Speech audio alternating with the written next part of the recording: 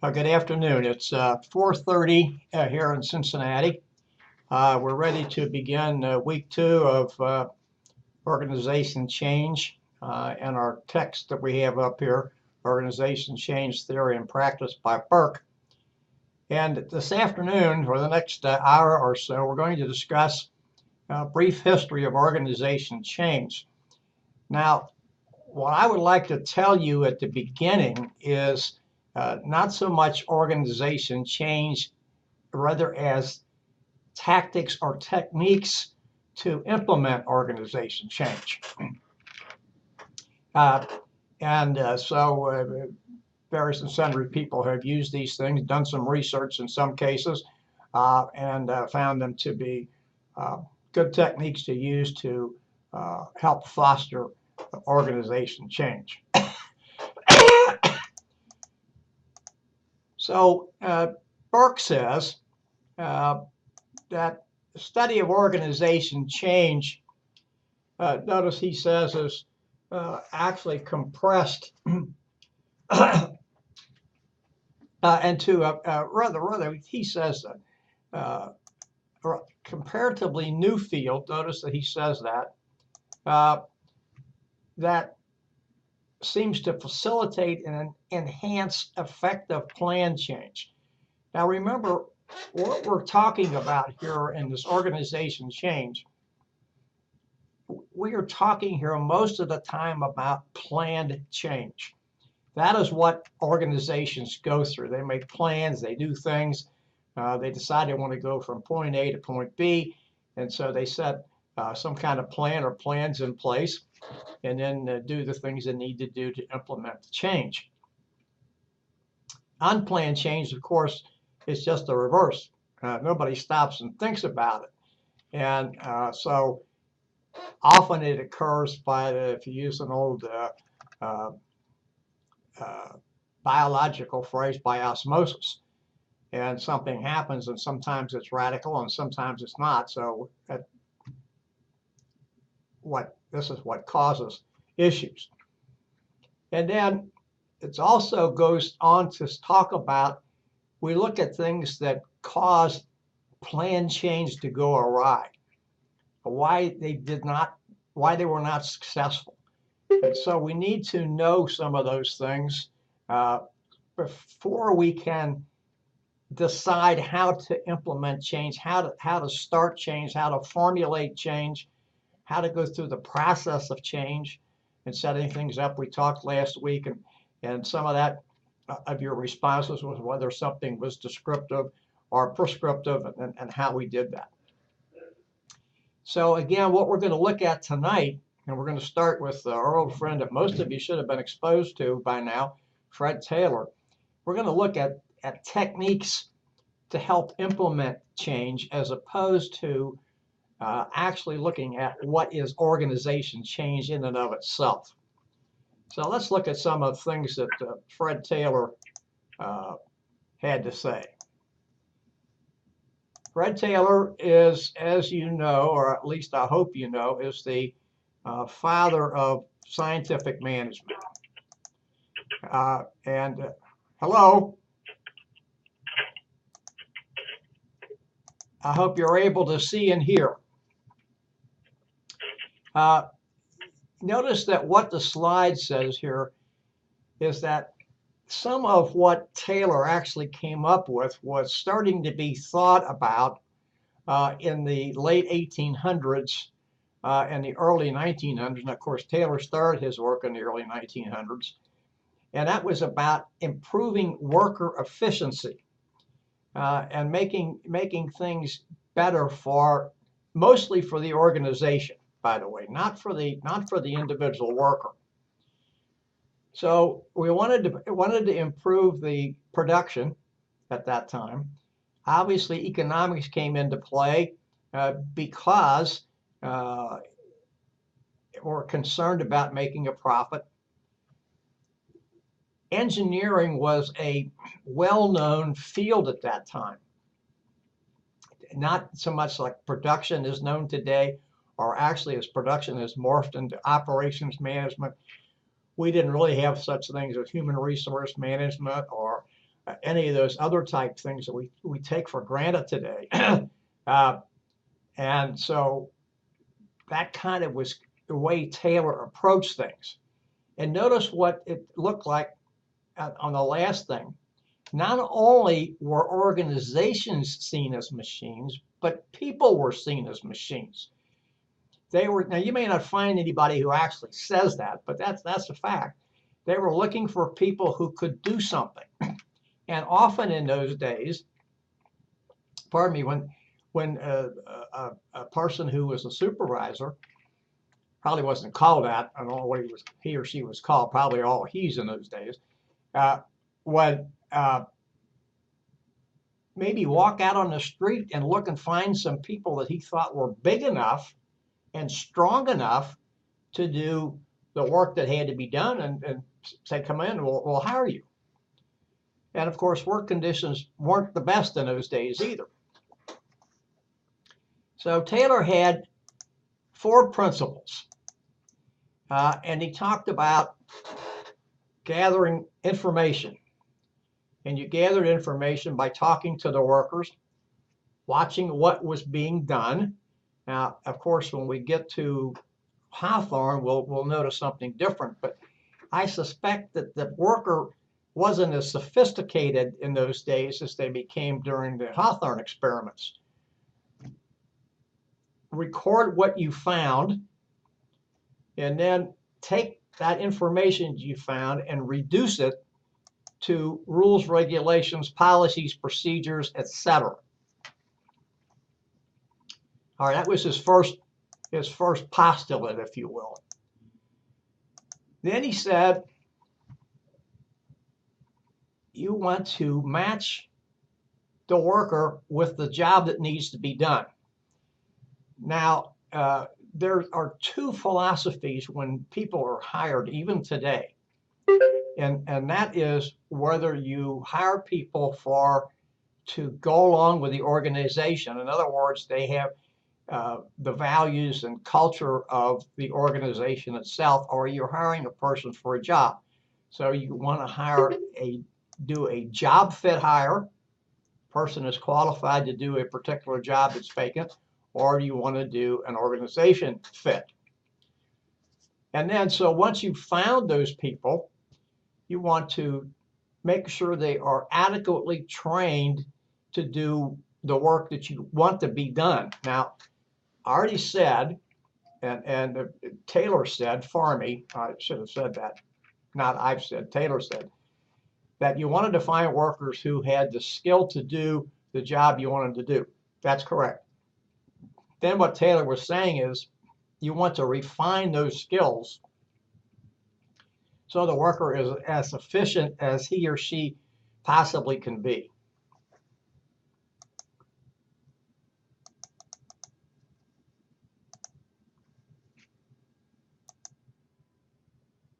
Now, this is something that a lot of people would say they have an objection to with Taylor and what he said at those days. Notice he says, treat the worker well and use incentive pay. Now, Taylor did use incentive pay, and I'll give you a short example of that from another text that I used, well, from another text that I had many years ago when I was in graduate school. Taylor actually looked upon workers not as benevolent. He actually looked upon workers as machines, as I said before. His famous experiment was at the Bethlehem Steelworks, and he had a gentleman by the name of Schmidt who worked for the company. He was a pig hauler. He hauled 100-pound slabs of iron ore, and so before Taylor got a hold of him, and I'll explain this in a second. Before Taylor got a hold of him and used him as an experiment, Schmidt was hauling 12.5 tons of pig a day. So what Taylor said to Schmidt was, I want you to work when I tell you to work. I want you to rest when I tell you to rest. And we'll make sure that you have the proper tools and equipment to haul the pigs. So after Taylor put him through the motions and had him made sure he was hauling the most efficient way, and watching, Taylor was into time and motion studies as well. Schmidt increased his hauling of pig from 12.5 tons a day to 47.5 tons a day. So that was almost a fourfold increase in production, if you want to look at that way. And Schmidt, by doing this, increased his pay from $1.15 a day to $1.85 a day. Now, notice I used the term day and not hour. People weren't paid very well back in those days, and of course, the cost of goods was a lot less. Now, if you want to look at this from the perspective of Taylor and the worker increased his pay rate by about 60%. However, his production rate and value to the company increased to 280%. So the company was, to use an old term, making out like a bandit. And of course, he increased his pay, and it probably made him feel better. Taylor didn't think that you should Taylor didn't think you should increase people's pay too much, otherwise they would become discontented. So then Taylor talked about doing a redivision of work. You would have those that do the work and others who would supervise or manage the work, and they wouldn't interact with each other. Now, that doesn't mean, at least for my term, that the manager shouldn't know how to do that, but Taylor said he should not perform that work. Now, remember, when I use the term he here, in industrial America during the early 1900s, there were virtually no women in that type of workforce. Women were teachers or nurses or secretaries or things of that nature. We're not in that type of workforce. So what Taylor said, essentially, the next two bullets: the people hired to do the work did the work, and the manager supervised them. They didn't do the work. And notice also he talked about providing resources to them, making sure they had the right tools and equipment. We think of that today when we talk about teams and team leaders. Team leaders tend to be facilitators and making sure the team members, not in all cases, but in many cases, making sure that the team members have the right resources and tools to use. So we know that Taylor is known as the father of scientific management. And if you'll notice also, Burke says that his ideas were the forerunner of the folks that today now do ISO 9000 and ISO 14000 and a couple of other ones. He also goes on to talk about being the forerunner of Six Sigma and total quality management. Taylor has some critics, and one of the critics is the gentleman for this text I talked about by the name of Robert Vecchio, who wrote this book, Organizational Behavior. Was published in 1988. And I'm going to quote here. Vecchio says, Taylor's concepts of time and motion studies, elemental analysis of tasks and standards for productivity were partly the reflection of his training as an engineer. He continues, a legacy of those concepts is that many jobs are still designed with the goal of maximizing short-run efficiency. The negative implications of workers performing simplified, repetitive tasks did not concern the advocates of scientific management. Now, Taylor's many of his concepts, if you will, and his techniques are still used today and used successfully by United Parcel. United Parcel tells their drivers what foot to get out of the truck on, how many steps they should take, or how long their steps should be, what ring to carry the key ring on, what finger to carry the key ring on, etc. They've done quite well, as you know, in doing things. So Taylor has a lot of good qualities, I think. Many of his qualities today are frowned upon, mostly because he was involved with what we consider to be repetitive tasks. No, of course, that was true with the automobile industry for many years, et cetera. Automobile industry today has a lot of robotics, and they try to get away from doing as many repetitive tasks on the assembly lines as possible. Repetitive tasks can be very boring and certainly not conducive to not so much not conducive to good employment, but conducive to uh, maybe depression and things of that nature. And I don't want to get into sound like I'm a psychologist because I'm not. The next major thing that we went to or found were the Hawthorne studies, experiments that were started in, according to Burke, 1924 and lasted till 1933.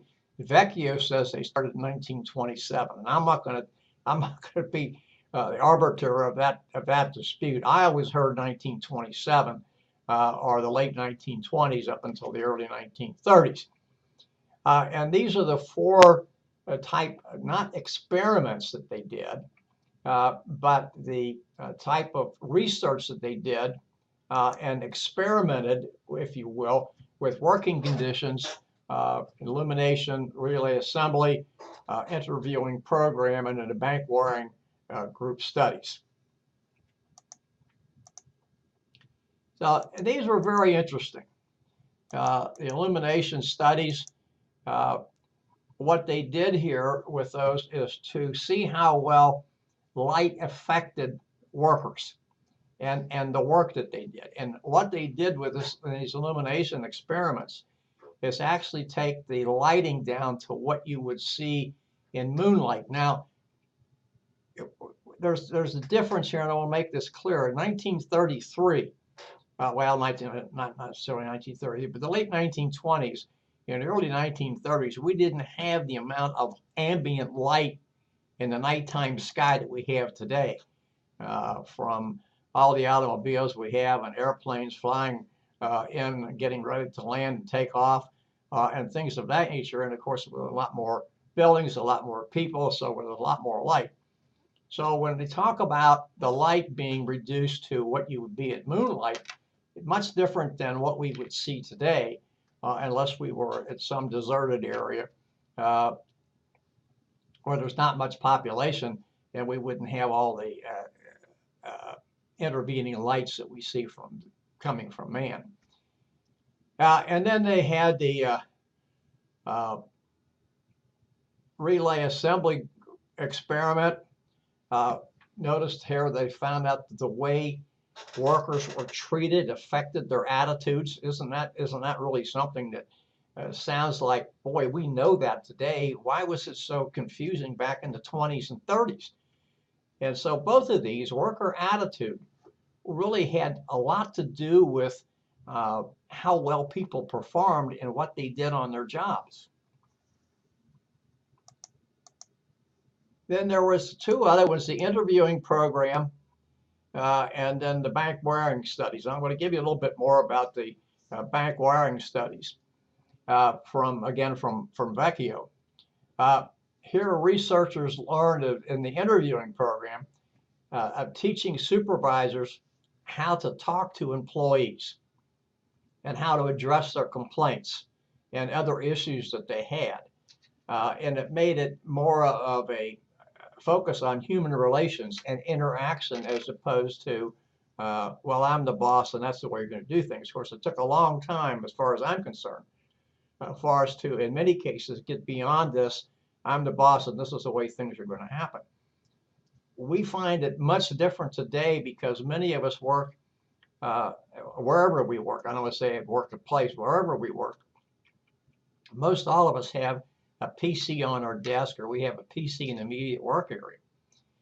And so the need for supervisors, first line supervisors, managers, middle managers, normally called in that type of environment, has decreased because we can use the PC to give instructions, etc. And so we don't need as many people around. That changed from having so much middle management and first line supervision has probably lessened in the last 20 years, maybe the last 25 years, as opposed to back from the 20s and 30s in the 20th century. And then in the bank wiring studies, again, this had a thing to do with standards and norms. And the bank wiring folks, these were all men, by the way, that worked in the bank wiring. Many of the other ones, the illumination program was with women. There were some other ones. But anyway, in the bank wiring assembly room,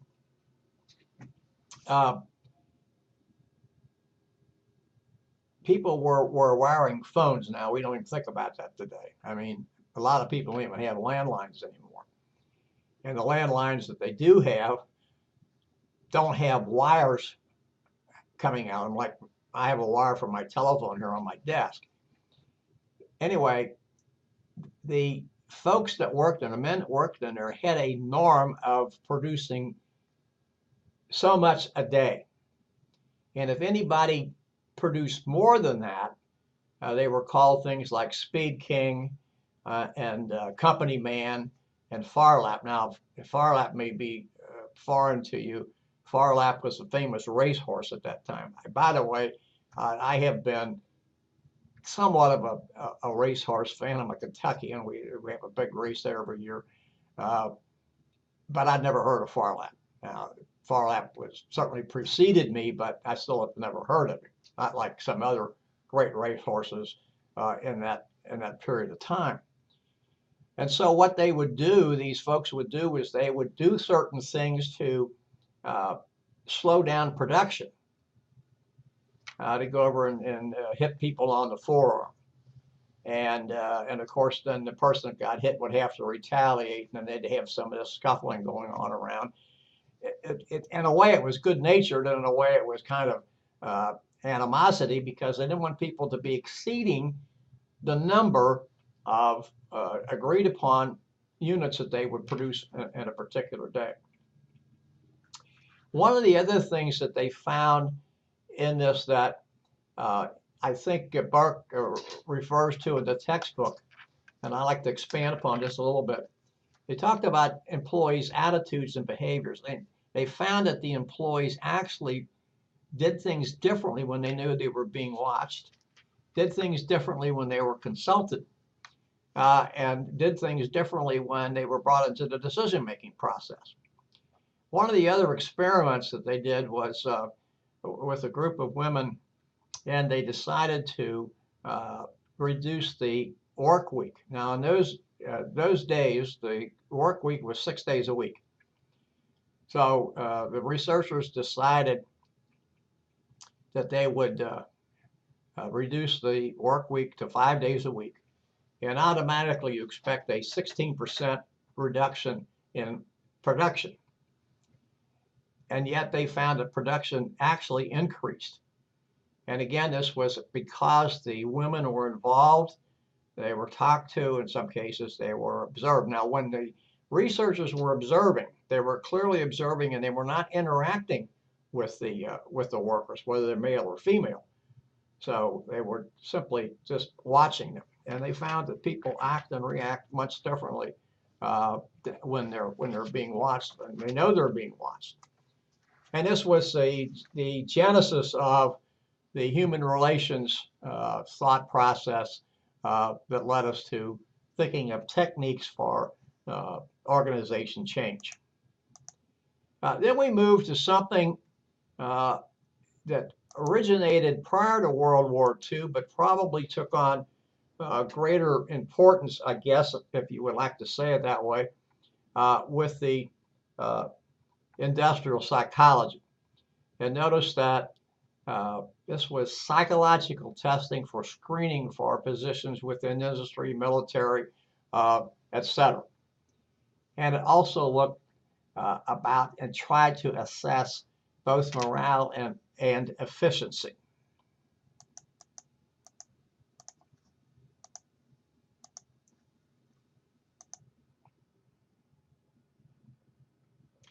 Now, I want you to notice two things on this slide. It talks about Fleischmann and his work in 1953. There are two main leadership functions: initiation of structure and consideration. If any of you have taken organizational behavior, you might remember the Michigan studies and the Ohio State University studies that had similar findings or used similar terms: initiation, task, structure, consideration. In our case, it was called people-oriented. So this was very similar to that, and also similar to some of the work done by Shane.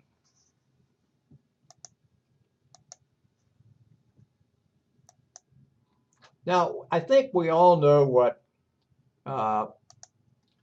survey feedback is. And we're trying here to assess employee morale and attitudes. And this was done back in, again, at University of Michigan in 1947.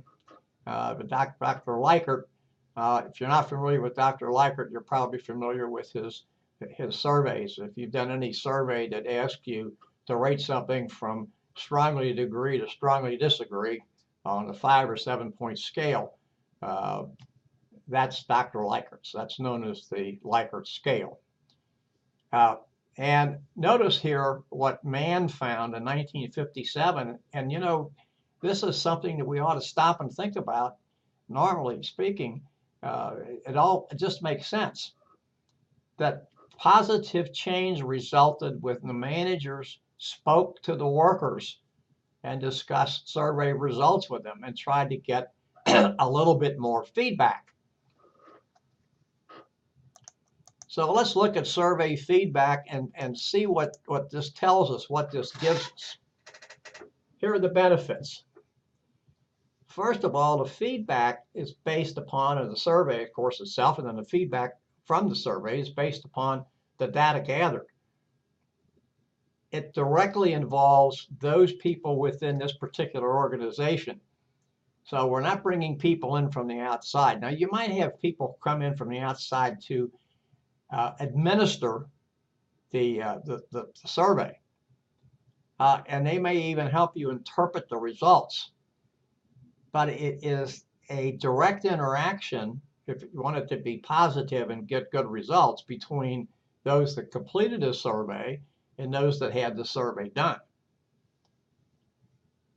It also tells us not only what to change or what not to change, but it gives us some priority level.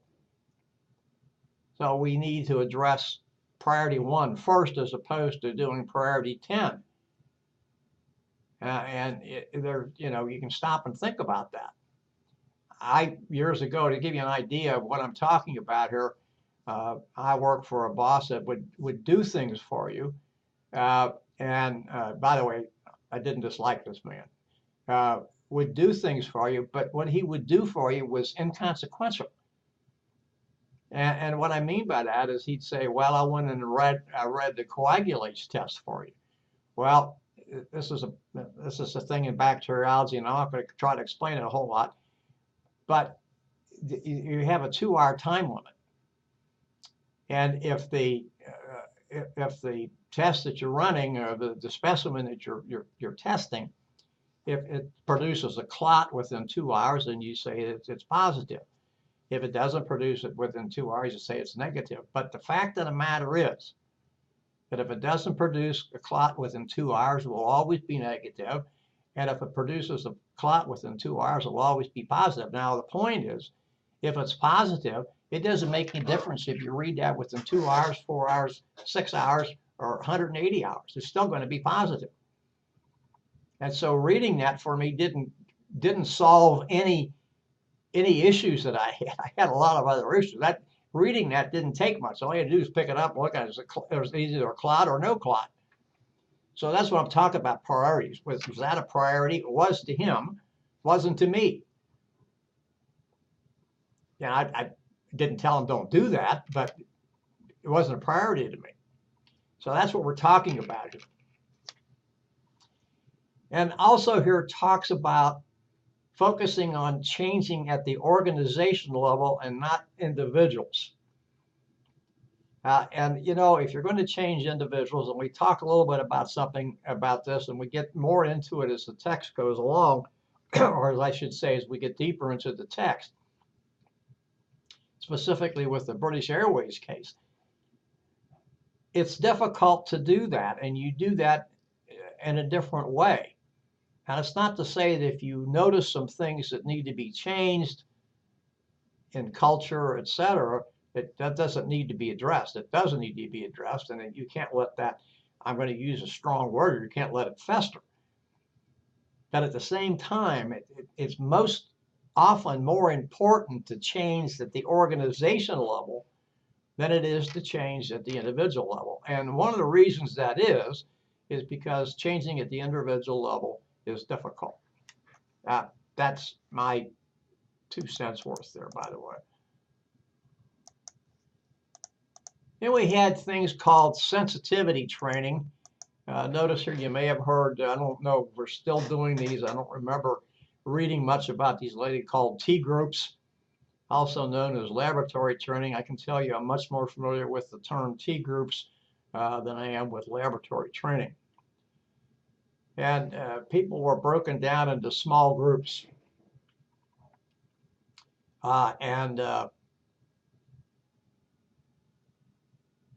They learn how to perceive their behaviors and the behaviors of others from feedback.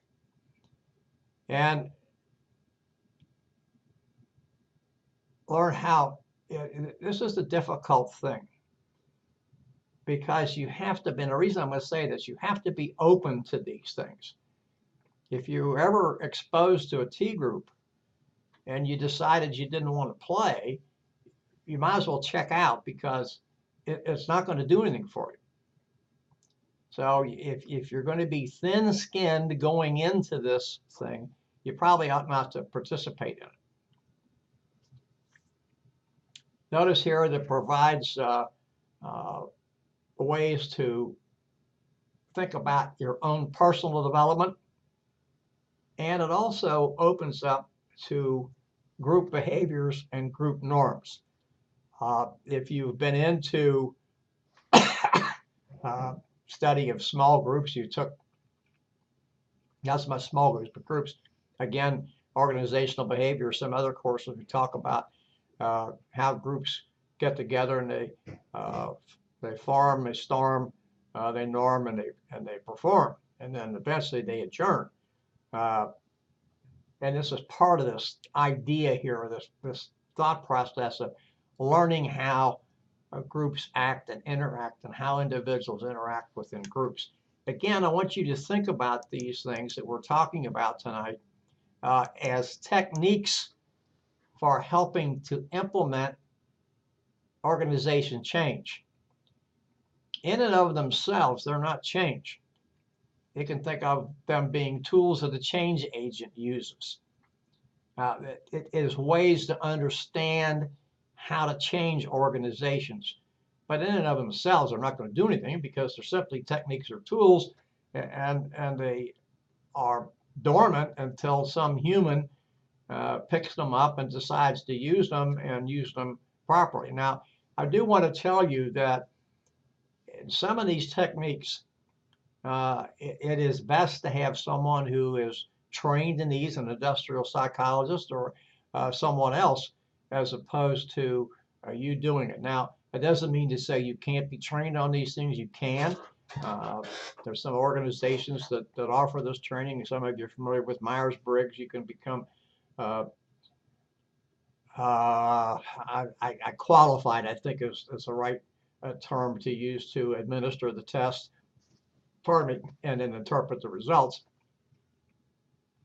But it's something that you don't want to have somebody who is not qualified to administer these tests, administering these tests, and saying, oh, hey, wait here, I've got the answers, because he or she may not have the answers.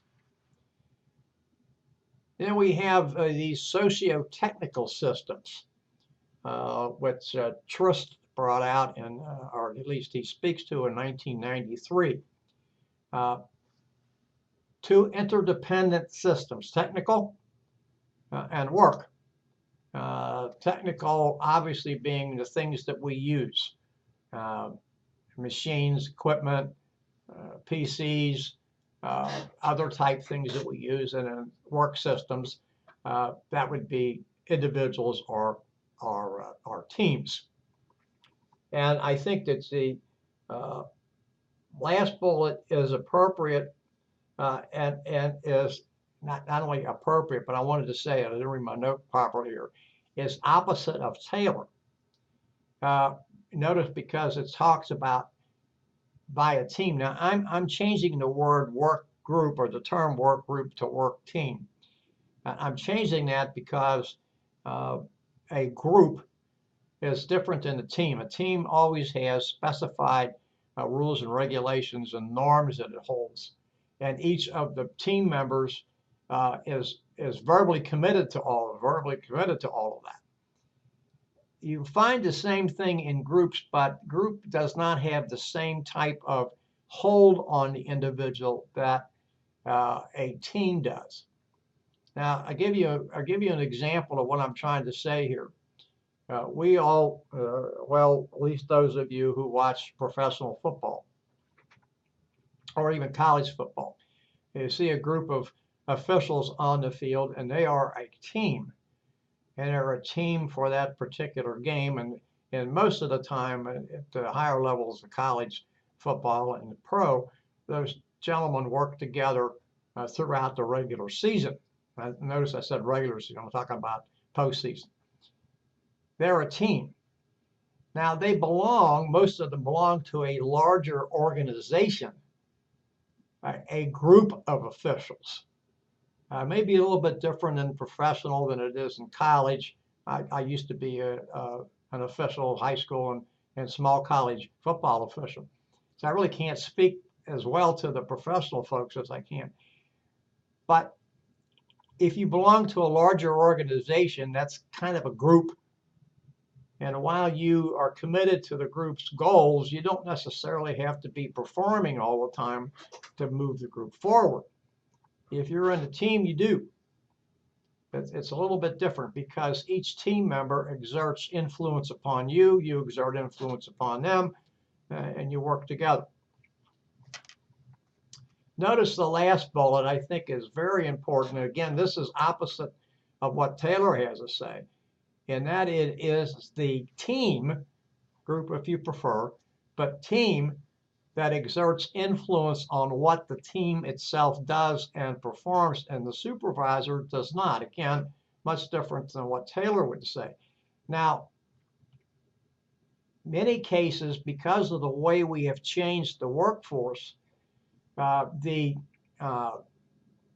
team, this person who's the supervisor, it may now be called a facilitator. And it's his responsibility or her responsibility to make sure the team has the resources it needs and things of that nature. He or she, the facilitator, may not be an active part of the team in the doing part.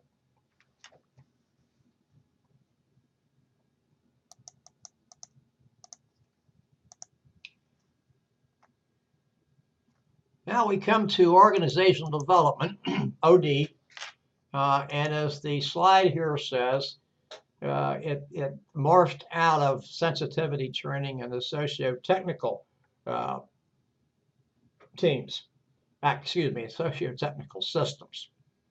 Notice that where sensitivity training was conducted, Esso and Union Carbide, and then the change in initiatives and work instructors were initiated at General Mills. And these were, as it says, early examples of the socio-technical systems.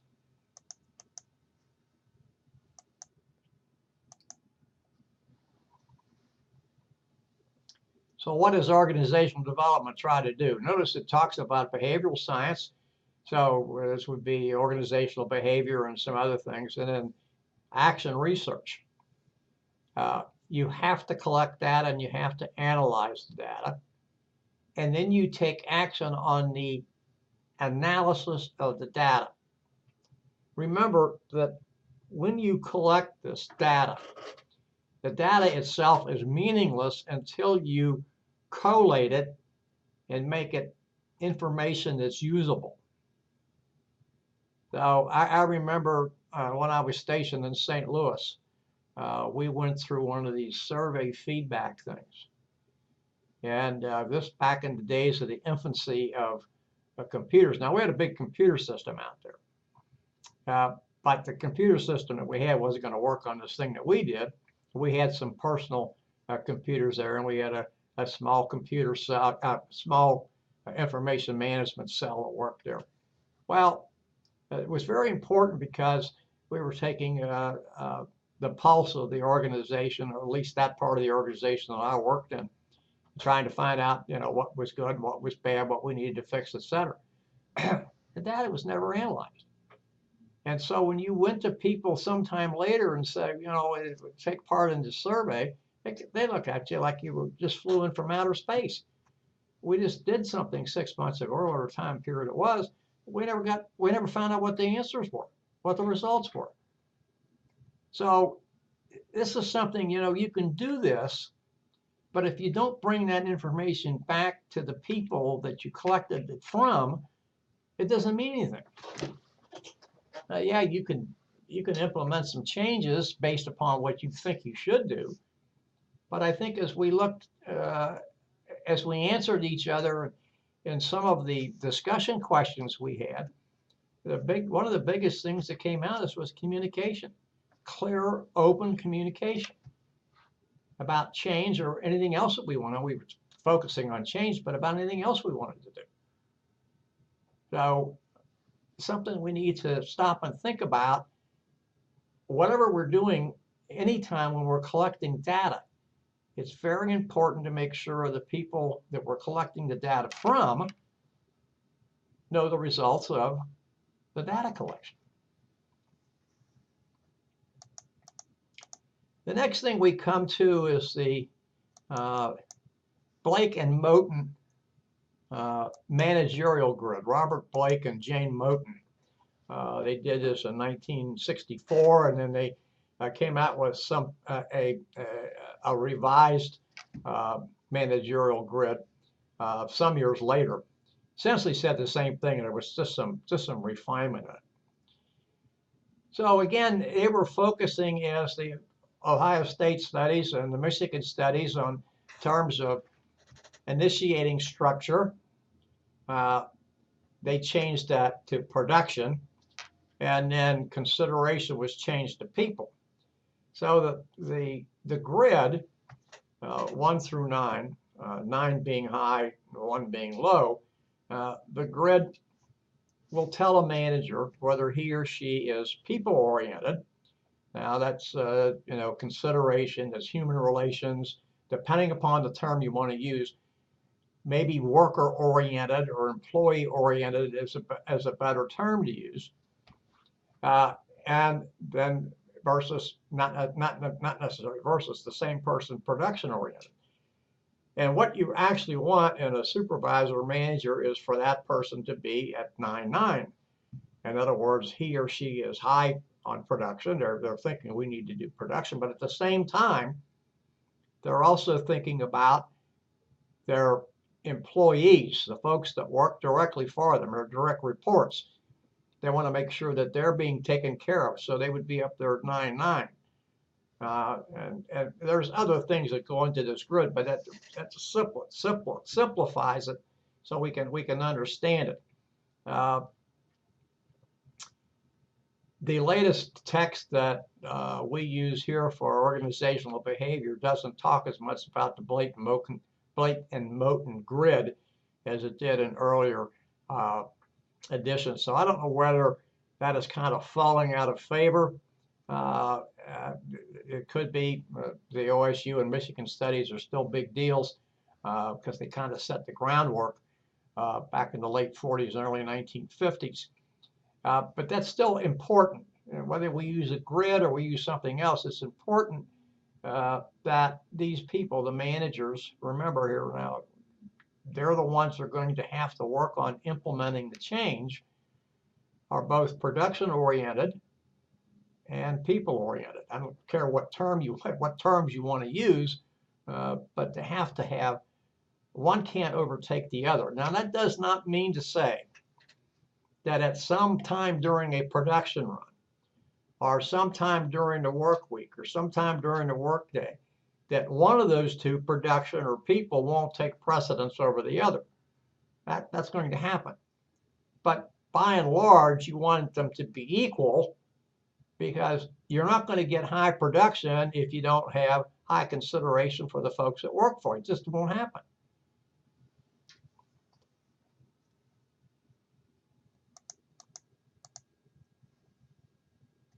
This just tells you where Blake and Moten produced their applied their grid to organization change. And notice what they called it, grid organization development. And they had a six-phase approach that addressed things like lack of communication and lack of planning, etc. Now, it says communication problems. I just changed it to lack of communication because that's what happens. You don't have communication, you're going to have problems. So lack of communication means you're going to have problems. It doesn't make any difference what term you want to use. The end result is the same. So Burke explains that a little bit more in the textbook, but I think these are whether we have a six-phase approach or whatever type of approach we have, we boil down here to two things when we talk about planning for change, and two things that are, deciding to implement change, to create the vision that was talked about early on and that Burke talked about at Columbia University, the change that we're going through that needed to modernize buildings and things of that nature. And Burke said, if you remember, that the change agent, who was the vice president of finance and something else, I don't remember exactly, but was very clear in what was going to be done. He clearly communicated the vision, and he was not defensive about what was going on. He acknowledged there are going to be problems along the way, and people had to expect that, and production might in some cases fall off. I don't know if production is the right word to use for college or university, but it's one that we can certainly understand, and it resonates with us. And that there had been planning that gone into this. They thought about this. This wasn't a fly-in-the-night type thing. They knew what they wanted to do, and they knew what the end state was, and they had a pretty good plan of how to get there. So we think of these things and they're very important to us.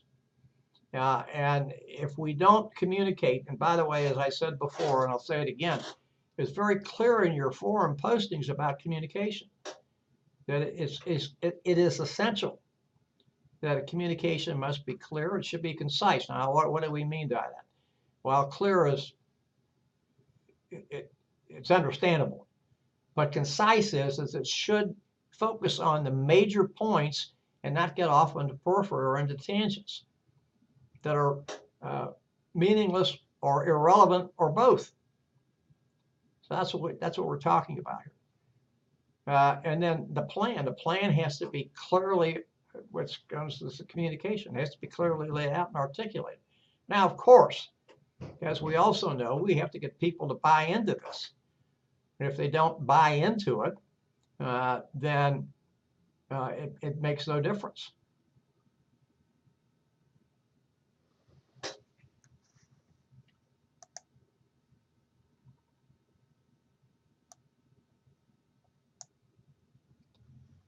Now, the next slide sort of follows the one we just had up here, and that talks about coercion and confrontation. Now, let's talk about coercion first.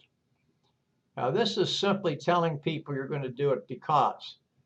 And it could be, if you don't like it, we'll transfer you. If you don't like it, you might get a pink slip. If you don't like it, your chances for promotion have just gone out the window. anything that is required to get a person to do something, but not appealing to reason or anything else. It's just, you're going to do it or face the consequences.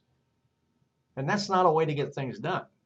Now, yeah, we know that can be done that way. I mean, it's figuratively, or actually, yeah, figuratively, it's like holding a gun to someone's head. And the hammer is cocked, and there's a round in the chamber. And if you exert enough pressure on the trigger, the bullet's going to explode. So you want people to do things because they feel like they have a stake in what's going to happen.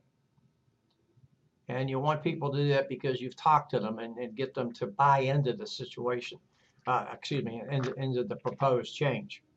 Anything less than that means you're not going to get it. Confrontation is kind of the same way, I suppose. This is maybe a little bit different. Maybe we're parsing words there when we use confrontation instead of coercion. The end result's about the same. You're confronting people and saying, I don't understand why you don't want to do this, and it doesn't make any sense, and I thought you had some sense, and why don't you go along, and things of that nature. You're going to get short-term buy-in, but the long-term results are not going to be good. People are going to do things because they were told to do them, and they didn't see the value of doing them. And therefore, once the dust has settled or people have forgotten about the change, they're going to go back to do things the way they used to do, because they didn't have it. They didn't have a stake in what was happening.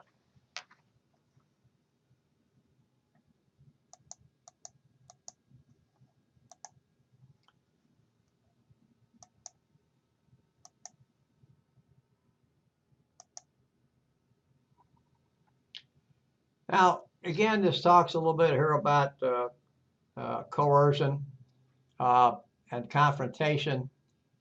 Talks about the tactics being subversive. I don't think the tactics are necessarily subversive. Subversive means something's kind of being done undercover or in the dark of night or something of that nature when somebody's not watching or they don't understand the ramifications of things. I think of it as being a lot different than coercion. I think coercion is overt. Confrontation is almost always overt. I can't think of times when it's not. I suppose coercion could be covert if you're working around somebody and trying to talk to them about their family not doing well or something of that nature.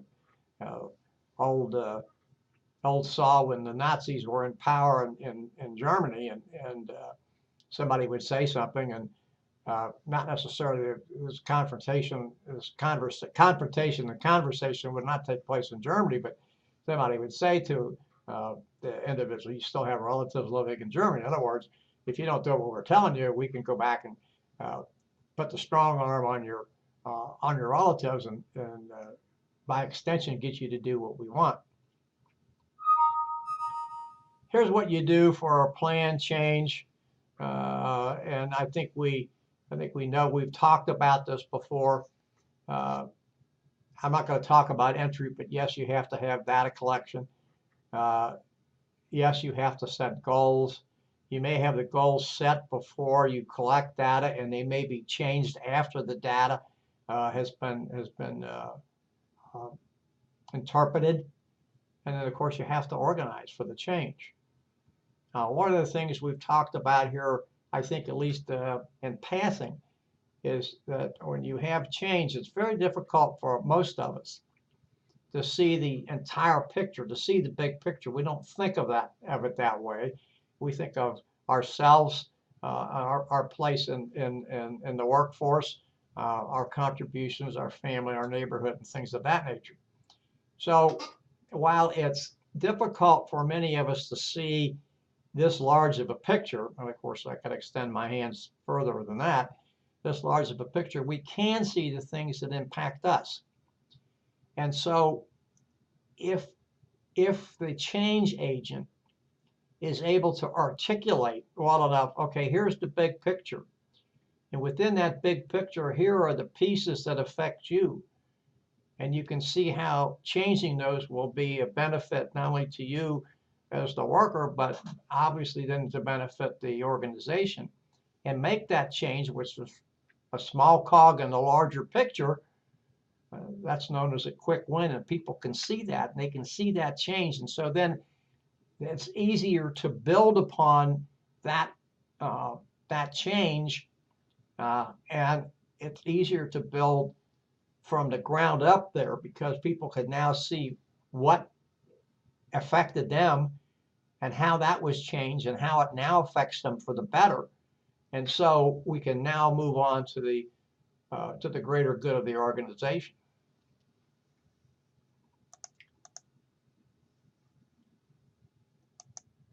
Management consulting. Notice what it says here.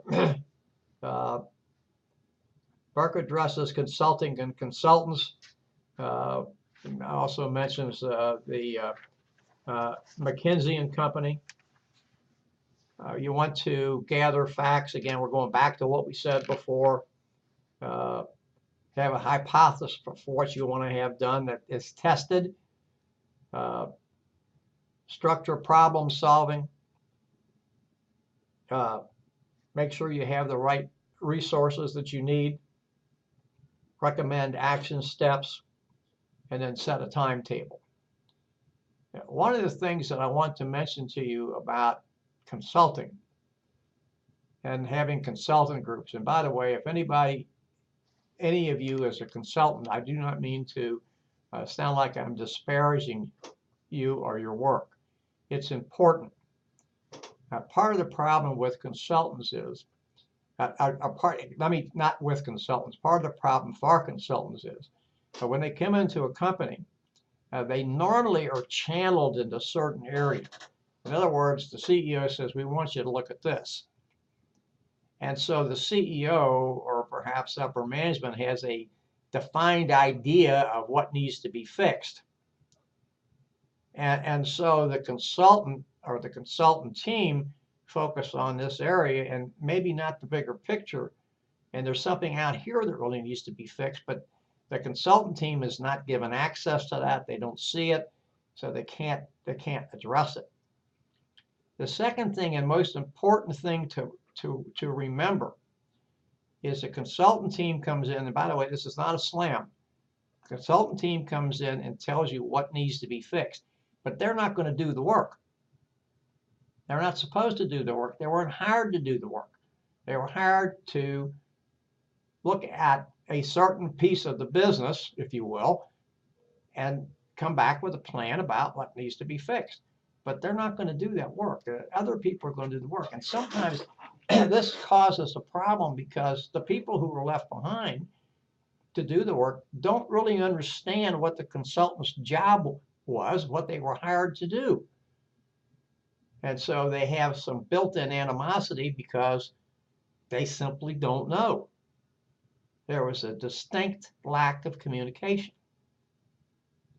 And so, here we go back to talking about communication again.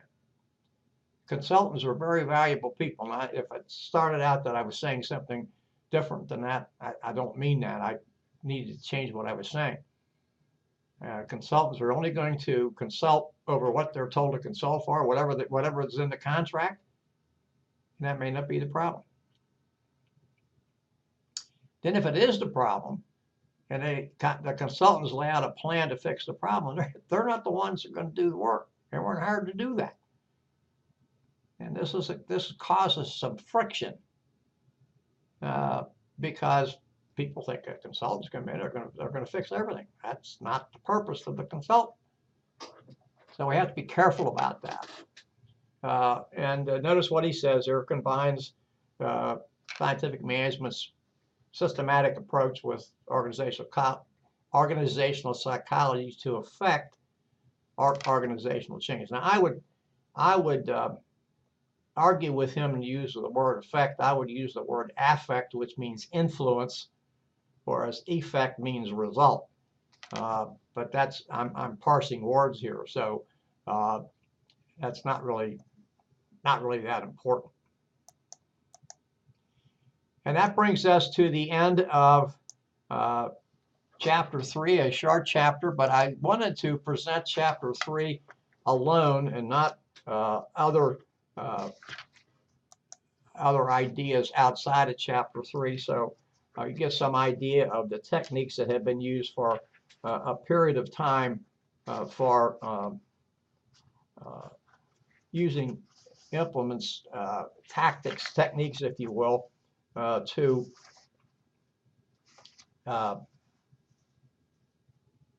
implement change. So what we want to have as the lecture discussion question for today is, or for next week, is to outline the benefits of the Hawthorne experiments.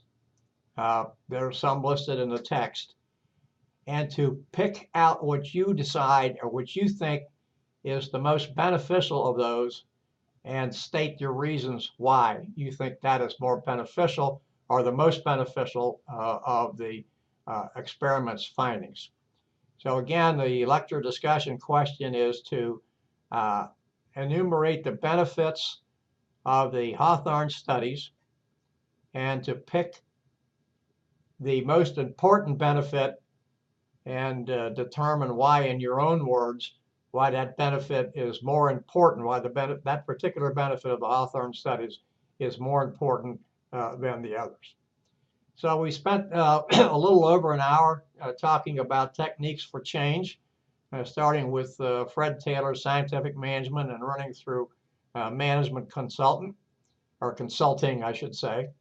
I will end this here, end this shortly, and upload the recorded lecture to Campus Web, and then provide the link for the YouTube, for seeing it via YouTube as soon as I get that. I don't always get the YouTube connection until sometime later. I don't have a problem uploading to Campus Web. Now, next week we will be talking about chapters 4 and chapter 14. I know that sounds like a jump. I just happen to believe that 4 and 14 are compatible and they're easier put together than separated. So next week we'll be back at the same time, chapters 4 and 14. I will have the lecture uploaded to Campus Web in just a few minutes. Thank you for your attention, and good night.